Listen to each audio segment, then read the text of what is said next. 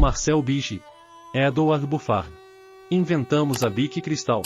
Neste breve vídeo vamos contar a história da criação da Bic, que em 2006 vendeu 100 bilhões de canetas. Se inscrevam. Dê um like. Compartilhem. A história da Bic. Nos últimos 2 séculos a humanidade foi capaz de inventar mais objetos e tecnologia do que em todos os milênios anteriores.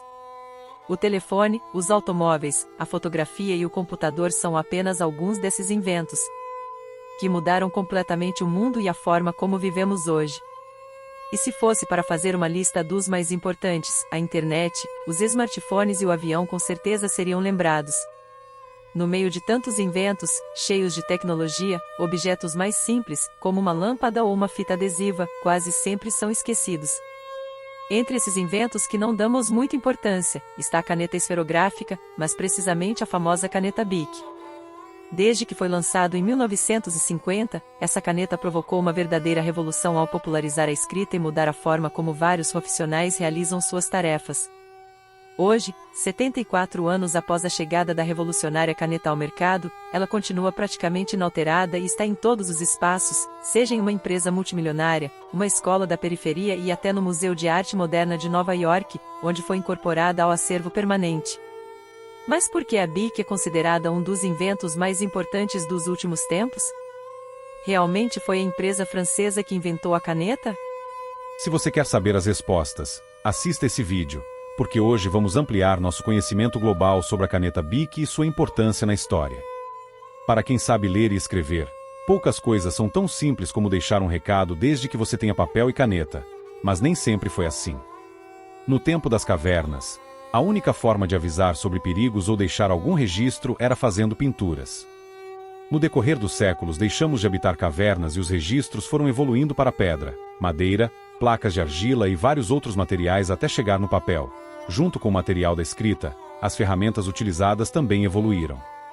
As mãos que faziam as pinturas foram substituídas por objetos pontiagudos e duros, que por sua vez foram trocados pela delicadeza das penas. As primeiras canetas feitas com penas surgiram por volta do ano 600 a.C. e reinaram absoluta por alguns milênios. Além de serem abundantes na natureza, o processo de fabricação de uma caneta de pena era tão simples como cortar uma ponta. Apesar disso, o uso de uma caneta como essa exigia muita habilidade para a ciência, já que ficar molhando a ponta da caneta na tinta constantemente tornava a arte de escrever um processo demorado. O cenário só começaria a mudar a partir de 1844, quando foi inventada a primeira caneta tinteiro da história. A nova caneta eliminava a necessidade de molhar a ponta constantemente, mas ainda era precária, porque não controlava com precisão o fluxo de tinta, o que frequentemente deixava muitas manchas no papel. O primeiro a tentar encontrar uma solução diferente para o problema foi um americano chamado John Loud. Para poder trabalhar em superfícies mais ásperas como couro ou madeira, onde a caneta tinteiro não funcionava bem, ele criou uma ponta com uma esfera. Com certa semelhança com as populares canetas esferográficas de hoje em dia, o invento de John Loud caiu no esquecimento, pois não funcionava bem com papel. O título de pai da caneta esferográfica acabou indo parar nas mãos de um húngaro naturalizado argentino. László Biró era um jornalista que estava insatisfeito com as canetas tinteiro, pois além das manchas no papel, a tinta utilizada levava muito tempo para secar, o que obrigava a utilizar um papel conhecido como mata-borrão para sugar a tinta. Escrever continuava sendo um ofício que exigia paciência e tomava muito tempo, sem falar que no final o escritor estava com as mãos completamente sujas de tinta. Disposto a resolver o problema, László observou que a tinta utilizada na impressão do jornal secava muito mais rápido do que a das canetas, e recorreu ao seu irmão George, que apesar de ser dentista, tinha grandes conhecimentos em química. Assim, formularam uma tinta que secava mais rápido. Mas não acabou por aí, já que a tinta era mais grossa e não funcionava nas canetas existentes.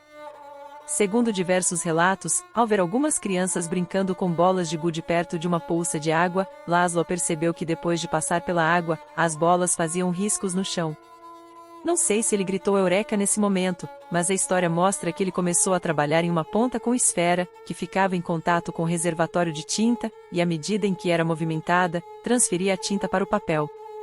A patente foi registrada em 1938 na Grã-Bretanha, porém, O começo da Segunda Guerra Mundial obrigou Laszlo e George, que eram judeus, a se mudarem para a Argentina. Instalados em Buenos Aires, eles continuaram aprimorando o invento, e depois de se associar a um empresário local, lançaram a caneta Birome, em 1943. Ainda hoje, mesmo que a empresa tenha desaparecido, o nome Birome é sinônimo de caneta tanto na Argentina quanto em alguns países vizinhos. Mas, se foi Laszlo que inventou e começou a comercializar a caneta esferográfica, por que caneta Bic, que só surgiria alguns anos mais tarde, entrou para a história como um objeto revolucionário? A Birome, rapidamente, chamou a atenção da Real Força Aérea do Reino Unido, que encomendou 30.000 unidades. Até aquele momento, as tripulações dos aviões tinham um grande problema com as canetas tinteiro, que vazavam quando estavam em altitude, devido à diferença de pressão. Fora do campo da aviação, os primeiros anos não foram muito promissores, e a caneta era popular apenas na Argentina e alguns outros países da América do Sul. Foi somente em 1945 que alguns fabricantes de canetas descobriram um novo modelo e decidiram levar a novidade para os Estados Unidos. Por lá, o primeiro a lançar o modelo com uma esfera na ponta foi a empresa Reynolds International Pen Company, que fez algumas mudanças para escapar de acusações de plágio. O sucesso foi instantâneo, e uma revista de grande circulação relatou naquela ocasião que milhares de pessoas praticamente se atropelavam para comprar a nova caneta. A loja Gewin Bell, a primeira a comercializar, cobrava $12,50 por cada unidade, o que é equivalente a mais de $200 em valores atuais. Apesar do alto valor, as canetas utilizavam o mesmo sistema das canetas tinteiro, o que significava que quando a tinta acabasse era só trocar o refil e continuar escrevendo. Ainda assim, continuava sendo um produto acessível apenas a uma parte da população, e longe de provocar qualquer revolução. Enquanto a caneta esferográfica inventada por Laszlo Biró só fazia sucesso nos Estados Unidos e alguns outros países, dois franceses davam os primeiros passos no negócio que realmente entraria para a história. No mesmo ano de 1945, Marcel Beck e Edouard Buffart alugaram um galpão na periferia de Paris para produzir equipamentos para a escrita. A ideia inicial dos dois sócios era produzir porta-canetas e estojos para lápis, mas Marcel Beck se lembrou da caneta esferográfica que havia conhecido durante a guerra e enxergou naquele objeto uma excelente oportunidade de negócios. A grande sacada de Marcel Beck foi pensar em alto volume de produção e custos baixos para tornar o produto acessível ao maior número de pessoas. Aproveitando que Laszlo Biró não havia tido sucesso comercial e estava endividado, os empresários franceses compraram a patente da caneta por cerca de $2 milhões em valores da época, algo em torno de 34 milhões em valores atuais. Para baratear o custo, o produto foi completamente modificado. O sofisticado tubo redondo de metal foi substituído por um de plástico com formato sextavado, que imitava um lápis e facilitava a aderência. Para ganhar escala na produção de esferas, os franceses recorreram às máquinas de relojoaria suíça, que tinha precisão milimétrica. A fórmula da tinta também foi alterada para que secasse quase que instantaneamente após a aplicação no papel. Após 5 anos de melhorias, finalmente a caneta Bic Cristal chegou ao mercado em 1950. Desde o princípio, Marcel e seu sócio tinham claro que o sucesso de sua caneta estaria no preço, até por isso fizeram todas as modificações necessárias para que a caneta Cristal não tivesse nada de luxo e fosse barata. Eles não podiam estar mais certos em sua análise. Ao chegar ao mercado, custando uma pequena fração do que custava qualquer outra caneta, a Cristal se tornou um sucesso instantâneo. Em uma matéria de 2020, a BBC menciona que quando a caneta começou a ser comercializada, custava em valores da data da reportagem menos de $2, enquanto uma esferográfica normal custava $107,50. A gritante diferença de preço poderia ter sido suficiente para fazer as vendas deslancharem. Mas Marcel preferiu não arriscar e desde o princípio fez pesados investimentos em marketing. Aliás, foi por sugestão de um publicitário que Marcel Beck retirou o H de seu sobrenome do nome da empresa em 1953. Ainda que não fizesse nenhuma diferença na pronúncia em francês, a mudança ajudou a facilitar o entendimento do nome no resto do mundo. O sucesso da Bic Cristal permitiu uma rápida expansão internacional para a empresa. Em apenas um ano, após o lançamento, a Bic chegou à Bélgica e ao longo da década de 1950 já estava presente em quase toda a Europa, Estados Unidos, América do Sul e a Oceania. Nem mesmo a concorrência dos japoneses da Pentel, que lançaram um novo tipo de caneta com ponta de feltro na década de 1960, foi capaz de afetar a liderança da Bic. Uma reportagem publicada pelo The New York Times em 1972 afirmava que diariamente eram produzidas 7 milhões da caneta Bic Cristal em 18 fábricas espalhadas ao redor do mundo, um sucesso comercial inquestionável. Mas quais foram as mudanças provocadas na sociedade? Ao lançar um produto cerca de 55 vezes mais barato, a Bic conseguiu mudar significativamente a educação.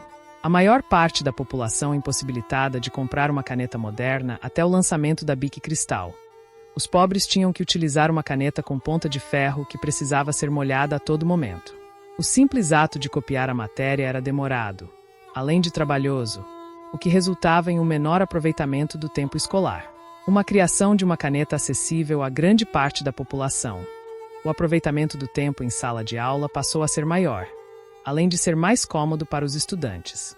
Apesar de não ser o único fator que elevou o percentual da população alfabetizada no mundo, é impossível negar o papel que a Bic Cristal teve, principalmente quando olhamos os números. Segundo dados do Banco Mundial, a taxa de alfabetização no mundo vinha avançando a passos lentos até 1950, quando a taxa estava em cerca de 36%. A partir dessa data, o percentual nunca mais parou de subir até atingir quase 90% na atualidade. Mais do que democratizar o acesso à escrita fácil e rápida, o surgimento da caneta Bic Cristal deu a essa atividade mobilidade e transformou profundamente várias profissões e até o mundo. Atividades ligadas à escrita como a de jornalista, por exemplo, necessitavam ser realizadas dentro de escritórios, em uma mesa que permitisse a colocação do pote de tinta e de todos os materiais necessários. Sem falar no tempo, que era gasto para escrever apenas algumas linhas. Depois da chegada da Bic Cristal, a escrita se tornou móvel. Qualquer um tinha sempre à mão uma caneta. A caneta foi parar na bolsa, no estojo, no bolso, atrás da orelha ou até no cabelo. Voltando a citar o exemplo dos jornalistas, o bloco de anotações e uma caneta se tornaram um dos símbolos da profissão, e antes do surgimento dos tablets e smartphones, eram presença garantida na elaboração de qualquer reportagem. Depois da popularização das canetas, fazer anotações, registrar uma ideia, assinar um contrato ou um cheque, passou a ser uma atividade comum. Provavelmente você já tem escutado alguma história de uma ideia registrada em um guardanapo, ou uma canção escrita em um pedaço qualquer de papel. Por fato, que histórias como essas seriam extremamente raras se Marcel Bic e seu sócio não tivessem apostado na produção em massa de um produto até então exclusivo das classes mais ricas. A caneta Bic continua sendo a mais vendida do mundo, e batendo recorde atrás de recorde. Em 2006 foi atingida a marca de 100 bilhões de canetas vendidas, um número que pode facilmente colocar a Bic Cristal no topo dos produtos mais vendidos de todos os tempos. Uma lista publicada em 2014 pela revista Time, que classificava os 10 produtos mais vendidos de todos os tempos, colocou o videogame PlayStation na primeira posição com 344 milhões de unidades vendidas até aquele momento. Está claro que muito mais canetas foram vendidas, mas como provavelmente a lista leva em consideração o valor dos produtos, a invenção francesa não aparece. Afinal de contas, com o valor de um PlayStation, é possível comprar milhares de canetas e ainda sobrar alguns trocados. Se o reconhecimento não veio na lista da Time, veio de outras formas. A caneta Bic Cristal foi eleita pelo site popular Mechanics como um dos 101 dispositivos mais importantes da história. O reconhecimento veio também por parte do Museu de Arte Moderna de Nova York, que devido ao design simples e à grande importância da caneta para o mundo moderno, incorporou uma unidade de exposição permanente do museu, junto com outros 120 objetos que tiveram um grande impacto na vida moderna. Mas todos esses méritos não impedem que a famosa caneta receba críticas. Os materiais utilizados pelo caráter descartável e pelo grande volume produzido, a caneta representa um grande problema para o meio ambiente. Como forma de minimizar os danos, a empresa passou a comercializar refis para que os tubos não sejam descartados, mas o mais comum ainda é trocar toda a caneta devido ao baixo custo. E enquanto o mundo vai mudando e novos produtos vão sendo lançados, a caneta Bic Cristal continua praticamente com o mesmo design apresentado em 1950, tendo sofrido pouquíssimas mudanças. Para muitos, o produto está tão perto da perfeição que não tem o que ser melhorado. É muito provável que a caneta Bic Cristal ainda exista por muito tempo, assim como as motos e veículos elétricos, que ao que tudo indica vieram para ficar.